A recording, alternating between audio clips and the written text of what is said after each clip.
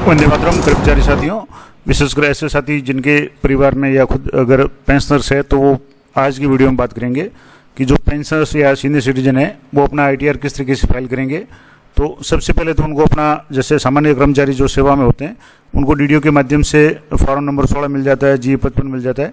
लेकिन पेंशनर्स कैसे प्राप्त करेंगे, तो सबसे पहले आपके लिए बहुत अच्छी सुविधा की गई है कि IFPMS जो पेंशन पोर्टल है, इस पर आपको अपना जो भी पेंशन है उसका डाटा आपको मिल जाएगा। तो यहाँ से आपको पेंशन लॉगिन है, यहाँ आपको पेंशन लॉगिन पे क्लिक करना है और यहाँ से पेंशन लॉगिन पे जैसे आप क्लिक करेंगे तो आपके सामने या तो आप पहले से रजिस्टर्ड कर चुके हैं तब तो ठीक है, नहीं तो आपको रजिस्ट्रेशन करना है।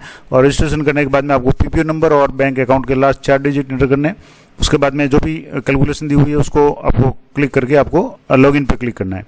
तो जैसे आप लॉगिन पे क्लिक करेंगे आपका लॉगिन जो भी पेंशनर लॉगिन है वो खुल जाएगा। इसके संबंध में मैंने विस्तार से वीडियो बना रखा है कि आप पेंशनर है वो किस तरीके से लॉगिन कर सकते हैं। तो इस तरीके से आप जैसे ही ये लॉगिन हो जाएंगे आपके सामने इस तरीके से पे स्लिप है वो शो हो जाएगी। अब आपको पूरे वित्तीय वर्ष का फाइनेंशियल ईयर का अगर स्टेटमेंट चाहिए तो यहाँ नीचे download financial year pension slip है वो ऑप्शन आएगा। लेकिन ये अभी जैसे इस साल का है तो आपको 2023-24 का अगर करना है तो यहाँ से फाइनेंशियल ईयर 23-24 सेलेक्ट करके आपको सर्च पे क्लिक करना है। तो मार्च 2023 से लेकर के फरवरी 2024 तक का जो भी वित्तीय वर्ष है उसका शो हो जाएगा। और नीचे डाउनलोड का ऑप्शन है, यहाँ से आप इसको PDF ग्रुप में डाउनलोड कर सकते हैं। डाउनलोड करने के बाद में आपको एक बार इसका अमाउंट चेक कर लेना है। जो भी अमाउंट यहाँ बन रहा है उसी को आपको इनकम के रूप में शो करना है। अब आप ITR इनकम टैक्स की जो फाइल जो साइट है इस पर आ जाएंगे, ई फाइलिंग साइट पे, और यहाँ आकर के आपको लॉगिन हो जाना है। और लॉगिन होने के बाद में आपको स्टार्ट न्यू पे क्लिक करना है अपना जो भी ITR सबमिट करना चाहते हैं। तो यहाँ जैसे ही आप स्टार्ट न्यू पे फाइलिंग पे क्लिक करेंगे इंडिविजुअल सेलेक्ट करना है। उसके बाद में आपको ITR 1 सेलेक्ट करना है और प्रोसीड विद ITR 1 करना है। ये कुछ सेकंड का समय लेगा। उसके बाद में आपको यहाँ से लेट्स गेट स्टार्टेड इस पर आपको क्लिक करना है। और यहाँ से जैसे ही आप ये क्लिक करेंगे तो आपके सामने जो ऑप्शन आएंगे कि आप क्यों फाइल करना चाहते हैं, तो उसमें जो भी रीजन है वो सिलेक्ट करके आप कंटिन्यू पे क्लिक करना है। अब आपके सामने 4-5 जो ऑप्शन हैं वो हो जाएंगे। उससे पहले आप अपना जो EIS और TIS जरूर चेक कर लें क्योंकि ये इस बार बहुत ज़रूरी है। अब जैसे यहाँ EIS पे क्लिक करेंगे या TIS पे तो इन जो कार्मिक है इनका पेंशन का अमाउंट है वो और पेंशन पोर्टल से वो सेम शो हो रहा है, लेकिन इनके इंटरेस्ट फ्रॉम बैंक और FD पे इंटरेस्ट है ये दोनों शो हो रहे हैं। तो इसको भी आपको ऐड करना है और भी वैसे ये ऐड करके आ जाएगा। तो ये आपने TIS देख लिया। अब इसको पर्सनल इन्फॉर्मेशन पे जाकर के आपको इनकम टैक्स पोर्टल पे जाकर के पर्सनल इन्फॉर्मेशन है इस पर क्लिक करना है। यहाँ से आपका नाम है, डेट ऑफ बर्थ है और इसके अलावा ईमेल ID, मोबाइल नंबर ये सिलेक्ट कर लें, सही चेक कर लें। और यहाँ नेचर ऑफ एम्प्लॉयमेंट में जो गवर्नमेंट एम्प्लॉय था उसकी जगह आपको स्टेट गवर्नमेंट पेंशनर या जो भी पेंशनर आप है वो पेंशनर सेलेक्ट कर लें। यहाँ से जैसे SG पेंशनर सेलेक्ट कर लिया। उसके बाद में जैसे ओल्ड या न्यू जो भी रिजिम है वो आप देख लें। बैंक अकाउंट वैलिडेटेड है तो ओके है, कन्फर्म पे क्लिक करना है। इस तरीके से आपका पहला जो भाग है पर्सनल इन्फॉर्मेशन का वो कन्फर्म हो गया। अब आपको ग्रॉस टोटल इनकम ये चेक करना है। अभी जैसे इनकम यहाँ 21,000 आ रहा है, ये सिर्फ इंटरेस्ट और FD का और वो शो हो रहा है।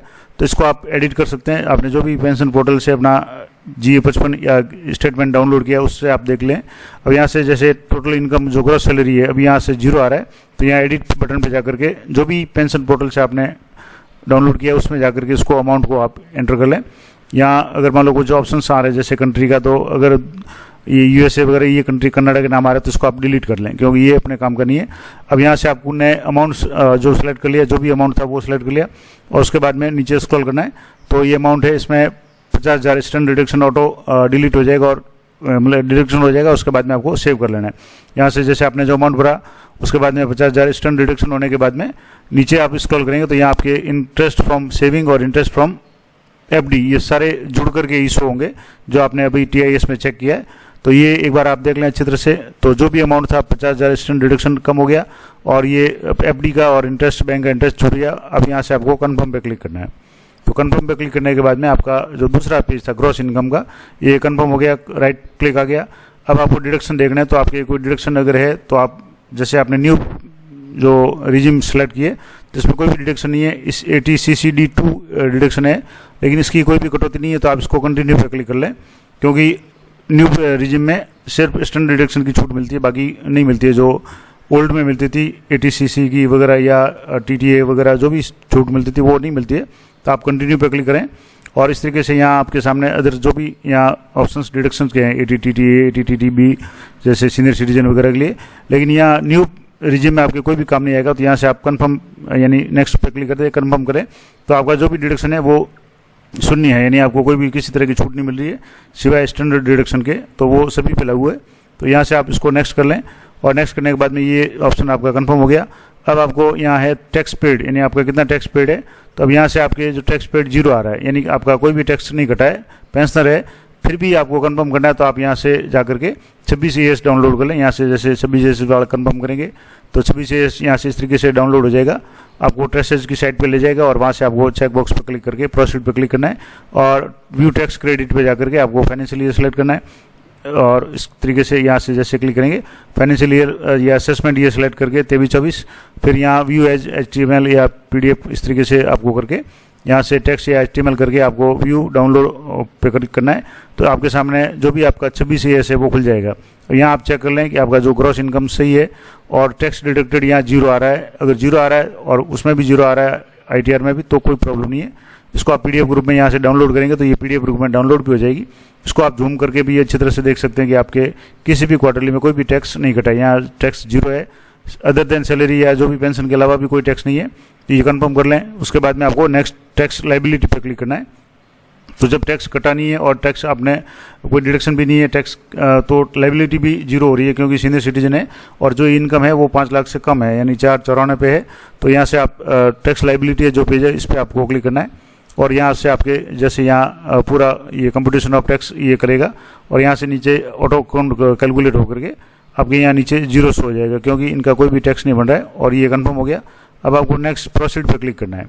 तो ये 5 जो स्टेप्स है ये आपके क्लियर हो गए।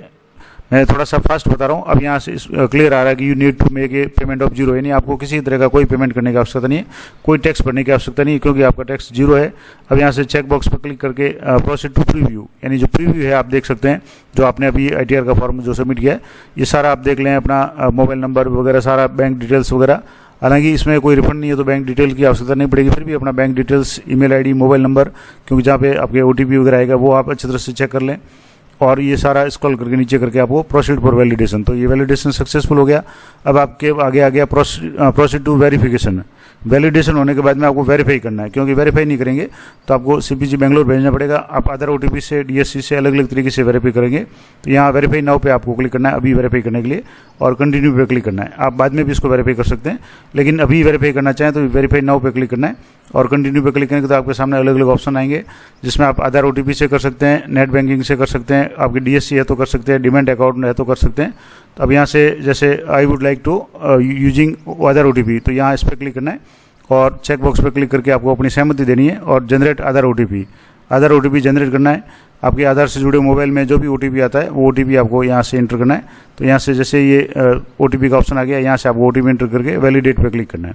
तो जैसे आप वैलिडेट पे क्लिक करेंगे कुछ सेकंड का समय लेगा, लोडिंग हो जाएगा। उसके बाद में आपके यहाँ से जैसे ये आ गया सबमिट का option, confirm of submission of return, तो आपको सबमिट पे क्लिक करना है। यहाँ सबमिट पे जैसे आप क्लिक करेंगे तो ये आपका जो भी ITR है वो सबमिट हो जाएगा। आप डाउनलोड रिसिप्ट पे जाकर के अपनी रिसिप्ट है वो डाउनलोड कर सकते हैं, और डैशबोर्ड पे जाना चाहते हैं तो वहाँ से भी डाउनलोड कर सकते हैं। अब जैसे रिसिप्ट डाउनलोड होगी PDF ग्रुप में, इसको आप ओपन करके एक बार चेक कर लें। इसमें आपके जैसे ग्रॉस जो सैलरी थी वो आपके से यहाँ ऊपर से हो जाएगी।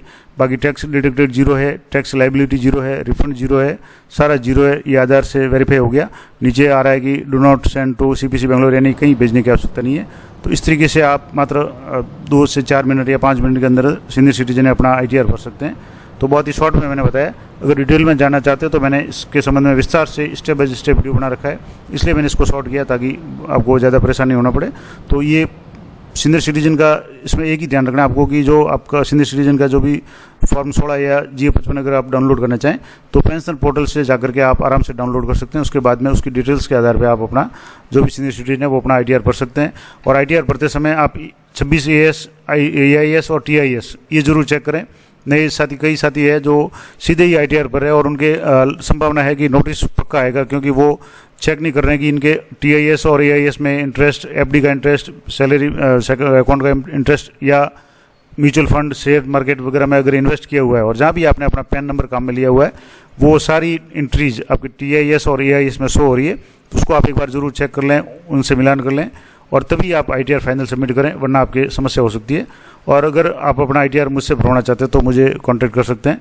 मैं बहुत ही वाजिब रेट पे, यानी बहुत ही न्यूनतम चार्ज पे आपका ITR है सबमिट कर दूंगा, और पूरी सावधानी के साथ TIS, AIS, 26A सारे चेक करके ITR भरूंगा। तो अगर आपको आवश्यकता है तो आप कमेंट कर सकते हैं, मैं आपको ईमेल ID दे दूंगा, वहाँ से आप डिटेल्स भेज सकते हैं। तो ये थी महत्वपूर्ण जानकारी कि किस तरीके से सीनियर सिटीजन है वो अपना ITR सबमिट कर सकते हैं। इसी तरह की इन्फॉर्मेटिव जानकारी के लिए चैनल पर बने रहें। मिलते हैं नेक्स्ट वीडियो में, तब तक जय हिंद, जय भारत।